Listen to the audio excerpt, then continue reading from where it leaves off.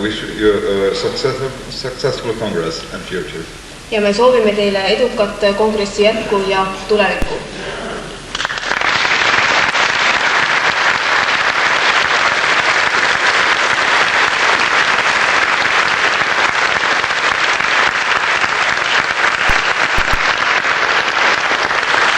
Tänan härra Dominiust ja meil on küll külaliste tervitusi veel jäänud, aga vahepeal ma paluksin siia kõne. 7 häält.